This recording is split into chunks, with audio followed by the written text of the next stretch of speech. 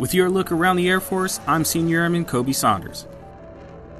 The Air Force has awarded a nearly $1.2 billion contract to Boeing for its first lot of F-15EX fighter aircraft. The F-15EX will replace the oldest F-15C and Ds in the service's inventory.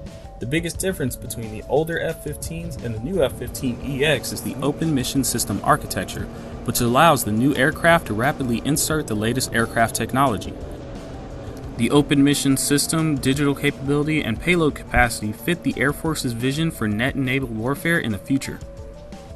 Secretary of the Air Force Barbara Barrett is leading the Department of Defense's effort as chair of the newly created Defense Board on Diversity and Inclusion. It's one element in a DoD initiative that was triggered by the larger national focus on racial injustice. Defense Secretary Mark Esper created the board and appointed Secretary Barrett. Barrett says the board's mission is to achieve long-term impact and is a commitment to making transformational change.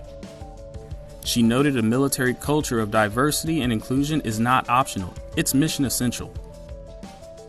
New revisions to the dress and appearance Air Force instruction are effective immediately.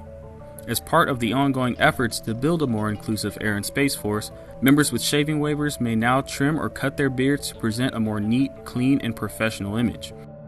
Shaving waivers are now valid for up to 5 years, and name tapes can include accents and hyphens to more accurately represent legal names and help with pronunciation.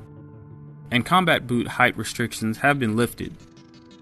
For more information, airmen should review the latest Air Force memorandum and check Air Force Instruction 36-2903 for updates. And that's your look around the Air Force.